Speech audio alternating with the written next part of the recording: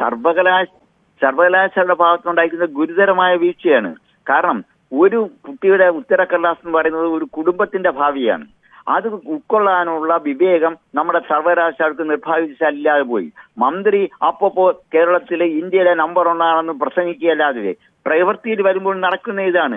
എന്തുകൊണ്ട് നമ്മുടെ കുട്ടികൾ സംസ്ഥാനം വിട്ട് അന്യ സംസ്ഥാനങ്ങളിലും വിദേശത്തും പോകുന്നുവെങ്കിൽ അവർക്ക് ടൈമിലായിട്ട് റിസൾട്ട് പബ്ലിഷ് ചെയ്ത് കിട്ടും. ഇവിടെ ഇപ്പൊ എന്താ, മുൻകാലങ്ങളിൽ ഈ പറഞ്ഞ 1-2 പേപ്പറുകൾ, ഒരു പേപ്പറൊക്കെ ചിലപ്പോൾ മിസ്സാകുമ്പോൾ ആ കുട്ടിക്ക് വേണ്ടി പരീക്ഷ പെട്ടെന്ന് നടത്താറുണ്ട്.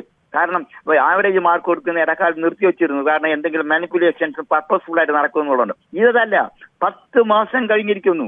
മറ്റു കുട്ടികളുടെ റിസൾട്ടുകളെല്ലാം വന്നു കഴിഞ്ഞു. ഈ കുട്ടികളുടെ ഭാവി എന്താ?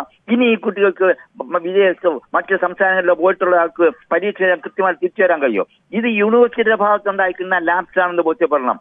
ഇക്കാര്യം 10 മാസം മുൻപ് അറിഞ്ഞിട്ട് പോലും സർവകലാശാല സിൻഡിക്കേറ്റോ സർവകലാശാല ഉദ്യോഗസ്ഥരോ കൃത്യമായ നടപടിയെടുക്കാത്തത് കുട്ടികളുടെ കാലത്തിൽ ഇവർക്കുള്ള ഉത്തരവാദിത്വം അതേ ഉള്ളൂ എന്നുള്ളതുകൊണ്ടാണ്. ഇനി മറ്റൊന്നും നോക്കരുത്. ഞങ്ങളുടെ അഭിപ്രായം, വൈസ് ചാൻസലർ നമ്മൾ ഇന്ന് രേഖാമൂലം അറിയിക്കുന്നുണ്ട്. വൈസ് ചാൻസലർ അടിയന്തരമായിട്ട് ഇടപെടണം. ഇതിനകത്ത് സിൻഡിക്കേറ്റ് എന്നൊക്കെ പറയുന്ന അറിയാമല്ലോ, പൂർണ്ണമായി രാഷ്ട്രീയവൽക്കരിക്കുന്ന ഒരു ബോഡിയായി മാറിയിരിക്കാൻ ആർക്കും ആരോടും ഉത്തരവാദിത്വമില്ല. അതുകൊണ്ട് വൈസ് ചാൻസലർ മുൻകൈ എടുത്തുകൊണ്ട് അടിയന്തരമായി എക്സാമിനേഷൻ ബോർഡ് വിളിച്ചു കൂട്ടി ഈ വിദ്യാർത്ഥിക്ക് സ്പെഷ്യൽ കേസായിട്ട് ആവറേജ് മാർക്ക്, അവരുടെ മറ്റ് പേപ്പറിന്റെ ആവറേജ് മാർക്ക് കൊടുത്തുകൊണ്ട് റിസൾട്ട് ഒരാഴ്ചക്കുള്ളിൽ പബ്ലിഷ് ചെയ്യാൻ തീരുമാനിച്ചില്ലെങ്കിൽ ഈ സർവകലാശാല കുട്ടിയോട് കാണിക്കുന്ന ഏറ്റവും വലിയ ദ്രോഹമായിരിക്കും. അക്കാര്യം കണ്ണു തുറന്നു കാണാൻ വൈസ് ചാൻസലർ തയ്യാറാക്കണമെന്നുള്ളതാണ് ഞങ്ങളുടെ വിനീതമായ അഭിപ്രായം.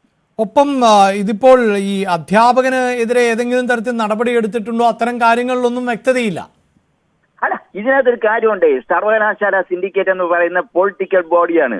ഇന്നും മിക്കവാറും അധ്യാപകർ ബഹുഭൂരിപക്ഷവും ഈ ഇടതുപക്ഷ അധ്യാപക സംഘടനകളുള്ളതാണ്. ഇദ്ദേഹം രാഷ്ട്രീയമായി പിടിക്കുമ്പോഴത്തേക്കും ഒരു നടപടിയും ഉണ്ടാവില്ല. അത് മാത്രമല്ല, മുൻകാലങ്ങളിൽ ഇത്തരത്തിൽ പേപ്പർ നഷ്ടപ്പെടാതിരിക്കാനായിട്ട് പരീക്ഷകൾ കൃത്യസമയത്ത് ഇവാലുവേറ്റ് ചെയ്ത് കിട്ടുന്നതിന് വേണ്ടി സെൻട്രലൈസ്ഡ് ഇവാലുവേഷൻ ആയിരുന്നു. സെൻട്രലൈസ്ഡ് ഇവാലുവേഷനിൽ അപ്പം തന്നെ ടീച്ചേഴ്സും കൊണ്ട് വാല്യുവേറ്റ് മാർക്ക് അവിടെ വെച്ച് ഞാൻ അപ്ലോഡ് ചെയ്യുമ്പോൾ ഇത്തരത്തിലുള്ള മിസ്സിംഗ് കഴിഞ്ഞ കുറച്ച് നാളായിട്ടില്ലായിരുന്നു. വീണ്ടും പേപ്പറുകൾ ഇവരുടെ കൈ കൊടുത്തയക്കാൻ ശ്രമിക്കുമ്പോൾ ചിലപ്പോൾ ബോധപൂർവമാവാം, അല്ലെങ്കിൽ ബോധപൂർവം അല്ലാതെ ആവാം, പേപ്പറുകൾ നഷ്ടപ്പെടുത്തുന്നു. ഉത്തരവാദിത്വമില്ലാത്ത കുറെ അധ്യാപകന്മാർ കൂട്ടത്തിലുണ്ട്. അവരെ പ്രൊട്ടക്ട് ചെയ്യുമെന്നും അവർക്കൊന്നും സംഭവിക്കില്ല എന്നുള്ള ഒരു അഹങ്കാരം ഈ അധ്യാപകർക്കുണ്ട്. അതുകൊണ്ട് സിൻഡിക്കേറ്റ് അവർക്ക് ഇങ്ങനെയുള്ള അധ്യാപകർക്കെതിരെ കർശന നടപടിയെടുക്കുകയും അവരെ ഏതെങ്കിലും പോസ്റ്റിനെ ആ പോസ്റ്റിനെ റിവർട്ട് ചെയ്യാൻ തന്നെ ഗവൺമെന്റിനോട് ആവശ്യപ്പെടുകയും അതിനോടൊപ്പം തന്നെ ഈ വിദ്യാർത്ഥികൾക്ക് ആവറേജ് മാർക്ക് കൊടുത്ത് കുട്ടിയുടെ ഭാവിയെ സുരക്ഷിതമാക്കാനുള്ള നടപടികൾ വൈസ് ചാൻസലർ ഭാഗത്തെങ്കിലും മിനിമം ഉണ്ടാകണം. ഞാൻ സിൻഡിക്കേറ്റിന്റെ ഭാഗത്തുനിന്ന് ഉണ്ടാകുമെന്ന് പ്രതീക്ഷിക്കുന്നില്ല. കാരണം ഈ പറഞ്ഞതുപോലെ ഔട്ട് ഓഫ് ദ വേ ആയിട്ട് കടന്നു വന്ന കുറെ വിദ്യാഭ്യാസ വിചക്ഷണന്മാരെയാണ് സർവകലാശാല സിൻഡിക്കേറ്റിലേക്ക് നോമിനേറ്റ് ചെയ്തിരിക്കുന്നത്. അവർക്ക് വിദ്യാഭ്യാസത്തിന്റെ വില അറിയില്ല, കുട്ടികളുടെ ഭാവി എന്താണെന്ന് അറിയില്ല. അടിയന്തരമായി വൈസ് ചാൻസലർ ഇക്കാര്യത്തിൽ മുൻകൈ എടുക്കണമെന്നുള്ളതാണ് നമ്മുടെ അഭിപ്രായം. തീർച്ചയായും ഇപ്പോൾ നേരത്തെ നമുക്കറിയാം, ഈ സർവകലാശാലകളുടെ റിസൾട്ട് ഒക്കെ വരുമ്പോൾ പലപ്പോഴും വൈകാറുണ്ട്. സെമസ്റ്ററുകളുടെ ഓർഡർ തെറ്റിപ്പോലും ഒക്കെ റിസൾട്ട് വരുന്ന കൗതുകകരമായ സാഹചര്യം ഉണ്ടാകാറുണ്ട്. ചിലപ്പോൾ 4ാം സെമസ്റ്ററിന്റെ റിസൾട്ട് വരുമ്പോഴും 3ാം സെമസ്റ്ററിന്റെ റിസൾട്ട് വന്നിട്ടുണ്ടാകില്ല. അങ്ങനെയൊക്കെ പലതരത്തിൽ ഉണ്ട്. പക്ഷേ കഴിഞ്ഞ കുറേ നാളുകളായി അങ്ങനെയൊന്നുമല്ല ഈ ഉന്നത വിദ്യാഭ്യാസ മേഖല എന്ന് മന്ത്രിയും അല്ലെങ്കിൽ അതുമായി ബന്ധപ്പെട്ടവരും ഒക്കെ പറയുന്നൊരു സാഹചര്യം ഉണ്ടാകുന്നു. ഇവിടെ ഒരു പരീക്ഷാ പേപ്പർ ഏത് തരത്തിലുമാകട്ടെ നഷ്ടമാകുന്നു, അതൊരു വീഴ്ചയാകാം, അത് മനഃപൂർവ്വം സൃഷ്ടിക്കപ്പെട്ട ഒന്നാകണമെന്നില്ല. പക്ഷേ ആ വീഴ്ച അറിഞ്ഞാൽ ഉടനെ അതിൽ അടുത്ത നീക്കം നടത്തുകയല്ലേ ചെയ്യേണ്ടത്? അത് മറച്ചു വെക്കുന്നു, കാലതാമസം ഉണ്ടാക്കുന്നു എന്നതല്ലേ ഏറ്റവും വലിയ പിഴവ്? അല്ല, മന്ത്രി പറയുന്നത് നമ്മൾ കണക്കിലെടുക്കണ്ട. കാരണം മന്ത്രി ഇങ്ങനെ പറഞ്ഞുകൊണ്ടിരിക്കുകയെന്ന് വെച്ചാൽ അതൊരു PR വർക്കിന്റെ ഭാഗമായിട്ട് പറയുകയാണ്. ഇത് യഥാർത്ഥ അവസ്ഥ എന്ന് പറഞ്ഞാൽ ഇത് കൃത്യമായിട്ട് മോണിറ്റർ ചെയ്ത് നടപടി എടുത്തിരുന്നെങ്കിൽ കഴിഞ്ഞ പരീക്ഷ കഴിഞ്ഞ 1 മാസത്തിനുള്ളിൽ റിസൾട്ട് പബ്ലിഷ് ചെയ്യാനായിരുന്നു. ഇവിടെ പറഞ്ഞിട്ടുള്ളത് എന്താ, റിസൾട്ട് 1 മാസത്തിനുള്ളിൽ പബ്ലിഷ് ചെയ്യണം, 15 ദിവസം കൊണ്ട് റീവാലുവേഷൻ റിസൾട്ട് കൊടുക്കണം. ഒന്നും നടക്കുന്നില്ല. ഞാൻ അതാ പറഞ്ഞത്, കാര്യക്ഷമമായ ഒരു ഭരണം സർവകലാശാലയിൽ നടക്കാത്തതും ഉത്തരവാദിത്വം ആർക്കും ഇല്ലാത്തതിന്റെ ദുരന്തമാണ് ഇന്ന് കുട്ടികൾക്ക് അനുഭവിക്കേണ്ടി വരുന്നത്. അടിയന്തരമായി ഞാൻ അതുകൊണ്ട് പറഞ്ഞേ, ആവറേജ് മാർക്ക് കൊടുക്കണമെന്ന് കൊടുക്കുന്നത് പ്രോത്സാഹിപ്പിക്കുന്നത് ശരിയല്ല. കാര്യം വെച്ചാൽ മുൻകാലങ്ങളിൽ ഒരു പേപ്പറൊക്കെ പർപ്പസ്ഫുൾ ആയിട്ട് ചില കുട്ടികൾ ഹാളിൽ നിന്നും പേപ്പർ ടീച്ചർ ഹാൻഡ് ഓവർ ചെയ്യാതെ കള്ള റെക്കോർഡ് അയക്കാറുണ്ട്. അതുകൊണ്ടാണ് ആ കുട്ടികളെ കൊണ്ട് വീണ്ടും പരീക്ഷ വയ്ക്കണമെന്ന് മുൻപ് തീരുമാനിച്ചത്. ഇതതുപോലെയല്ല, 10 മാസം കഴിഞ്ഞിരിക്കുന്നു, ഇനി ആ കുട്ടികളെ കൊണ്ട് വീണ്ടും പരീക്ഷ വയ്ക്കണമെന്ന് പറയുന്നത് ഒരിക്കലും നീതീകരണമില്ല. അതിന്റെ ആ ഗൗരവം പോലും നിർഭാഗ്യവശാൽ നമ്മുടെ സിൻഡിക്കേറ്റ് ഉൾക്കൊള്ളാതെ പെട്ടെന്ന് അവർക്ക് പരീക്ഷ നടത്താൻ തീരുമാനിക്കുക എന്ന് പറയുന്നത് വളരെ ഗുരുതരമായ വീഴ്ചയാണ്. അധ്യാപകർക്കെതിരെ നടപടി വീഴ്ചയെ പറ്റുള്ളൂ. പക്ഷേ നിർഭാഗ്യവശാൽ പരിശോധിക്കുക, അധ്യാപകന്റെ പുറത്തുനിന്ന് നടപടി ഉണ്ടാവില്ല. കുട്ടികളുടെ ഭാവി ഇല്ലാതായി എന്നുള്ളതാണ് സത്യം. അതുകൊണ്ട് സംഭവിക്കുന്നത്, ഈ വാർത്ത വന്നു കഴിയുമ്പോൾ അടുത്ത വർഷം ഇനി ഇവിടെ പഠിക്കാൻ താല്പര്യമുള്ള കുട്ടികൾ പോലും പഠിക്കാത്ത അവസ്ഥയിലാവും. ഇതെല്ലാം നാളെ വരാൻ പോകുന്ന പ്രൈവറ്റ് യൂണിവേഴ്സിറ്റിക്ക് ഗുണം ചെയ്യുന്ന രീതിയിലേക്കുള്ള പ്രവർത്തനങ്ങളാണ് ഇന്ന് നമ്മുടെ ഇവിടുത്തെ ഗവൺമെന്റ്, നമ്മുടെ പൊതു സർവകലാശാലയിൽ നടന്നുകൊണ്ടിരിക്കുന്നത്. ഇനിയെങ്കിലും സർക്കാരിന്റെയും സർവകലാശാലയുടെയും കണ്ണു തുറക്കാനും ഇതിന് നേതൃത്വം കൊടുക്കാനും കേരള സർവകലാശാല വൈസ് ചാൻസലർ മുൻകൈ എടുക്കണം. വളരെ നന്ദി ശ്രീ ശശികുമാർ ഞങ്ങളോട് പ്രതികരിച്ചതിന്. അരുൺ, ഈ സ്വകാര്യ സർവകലാശാലകൾ, വിദേശ സർവകലാശാലകൾ അടക്കം കേരളത്തിലേക്ക് കടന്നു വരുന്നതുമായി ബന്ധപ്പെട്ട വിവാദങ്ങൾ നിലനിൽക്കുന്നു.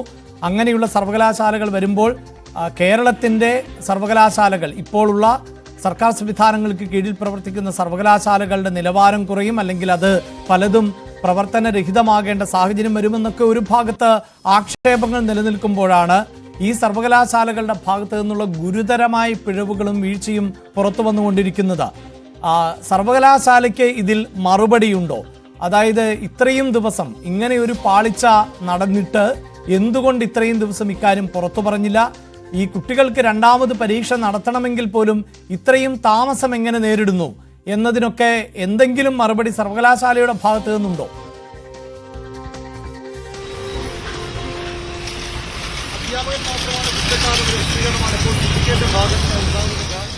ഇരുപത്തിരണ്ട് സിൻഡിക്കേറ്റാണ് ഈ വിഷയം ചർച്ച ചെയ്തതും അപ്പോഴാണ് അറിഞ്ഞത്. കാരണം ഈ റിസൾട്ട് വൈകിയപ്പോൾ സ്വാഭാവികമായും എന്തുകൊണ്ട് റിസൾട്ട് വൈകുന്നു ചോദ്യം വന്നപ്പോൾ അധ്യാപകൻ ഈ ഉത്തരപേപ്പർ നഷ്ടപ്പെട്ട വിവരം അറിയിക്കുകയായിരുന്നു. അന്ന് തന്നെ അയാൾ വിശദീകരണം തേടുകയും അധ്യാപകനെതിരെ കേസ് കൊടുക്കാൻ രജിസ്ട്രാർ നിർദ്ദേശം നൽകുകയും ചെയ്തു എന്നാണ് ഇപ്പോൾ സിൻഡിക്കേറ്റ് അംഗങ്ങൾ പറഞ്ഞത്. പക്ഷേ അപ്പോഴും ഒരാഴ്ച വീണ്ടും പിന്നിടുന്നു. ഇന്ന് 29-ാം തീയതിയാകുന്നു. ഇതുവരെയും കേസ് കൊടുത്തിട്ടില്ല എന്നാണ് നമുക്ക് മനസ്സിലാക്കാൻ കഴിയുന്നത്. ഒരാഴ്ച കഴിഞ്ഞിട്ടും കേസ് കൊടുത്തിട്ടില്ല. ശക്തമായ നടപടി ഉണ്ടാകുമെന്ന് പറയുമ്പോഴും എന്തുകൊണ്ട് കേസ് കൊടുക്കാൻ വൈകി? ഒരു കരാർ അധ്യാപകനാണ്, MBA ആയതുകൊണ്ട് തന്നെ ആവശ്യത്തിന് അധ്യാപകരില്ലാതെ പ്രതിസന്ധി സർവകലാശാലയിലുണ്ട്. അതുകൊണ്ട് കരാർ അധ്യാപകർക്കും ഇവിടെ പഠിപ്പിക്കാനുള്ള അവസരം ഈ MBA പോലുള്ള കോഴ്സുകൾക്കുണ്ട്. അങ്ങനെയുള്ള ഒരു കരാർ അധ്യാപകനാണ് ഈ ചോദ്യപേപ്പർ ഹോം വാല്യുവേഷന് കൊണ്ടുപോയത് എന്നാണ് പറയുന്നത്. അങ്ങനെ ആ അധ്യാപകനിൽ നിന്ന് ഇടുകയായിരുന്നുവെന്നും പറയുന്നുണ്ട്. ഏതായാലും അതിനപ്പുറത്തേക്ക് എന്തുകൊണ്ട് ഇത്രയും നാൾ ഈ അധ്യാപകൻ നടപടിയെടുത്തില്ല, ഒരാഴ്ചയായിട്ട് പോലീസ് കേസ് കൊടുക്കാൻ എന്തുകൊണ്ട് വൈകി, ഇതുവരെയും കൊടുത്തിട്ടില്ല എന്നാണ് നമുക്കിപ്പോഴും സർവകലാശാലയിൽ നിന്ന് ലഭിക്കുന്ന വിവരം. അത് അല്പസമയത്തെ കുറച്ചുകൂടി വിശദീകരണം സിൻഡിക്കേറ്റ് ഭാഗത്ത് നിന്ന് ഔദ്യോഗികമായി തന്നെ ഉണ്ടായേക്കാം. കഴിഞ്ഞ സിൻഡിക്കേറ്റ് ചർച്ച ചെയ്യുന്നു, ഇത്തരത്തിൽ ചോദ്യപേപ്പർ ഉത്തരക്കടലാസുകൾ നഷ്ടപ്പെട്ടു എന്ന വിവരം അറിയുന്നു, അത് റിപ്പോർട്ട് ചെയ്യുന്നു, ചർച്ച നടക്കുന്നു.